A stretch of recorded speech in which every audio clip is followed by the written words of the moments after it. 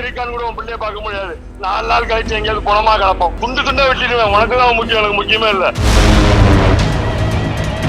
மதுரை மாநகர் SS colony விவேகானந்தர் தெரு பகுதியைச் சேர்ந்த மைத்திலி ராஜேந்திரன் என்பவரின் 14 வயது மகன் பள்ளிக்கு ஆட்டோவில் சென்றபோது மர்ம கும்பலால் கடத்தப்பட்டார்.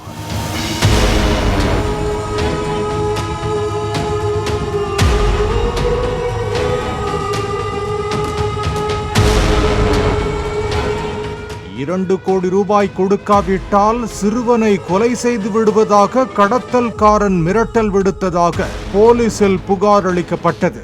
பள்ளி மாணவன் கடத்தப்பட்ட சம்பவம் தொடர்பாக டிஸ்மிஸ் போலீஸ்காரர் செந்தில்குமார், நெல்லை ரஹ்மான்பேட்டையைச் சேர்ந்த ரவுடி அப்துல் காதர், தென்காசி வீரமணி, காளிராஜ் ஆகிய 3வரை SS காலனி காவல்துறையினர் கைது செய்தனர்.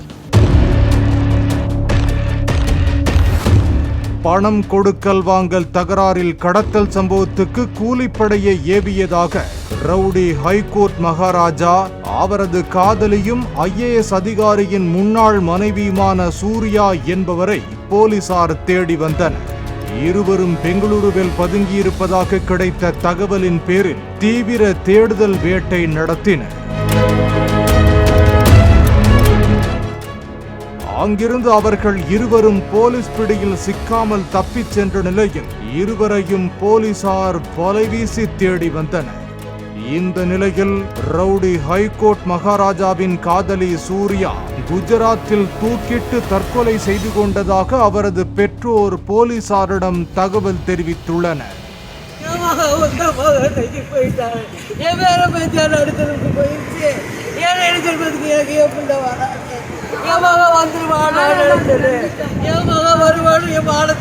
தமிழ்நாட்டுக்கு வந்தா வெளியே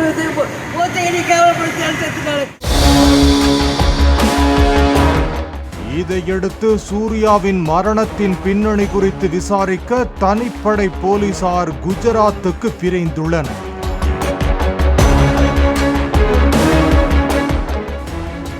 பாலிமர் செய்திகளுக்காக மதுரை செய்தியாளர் ராஜ்குமார்.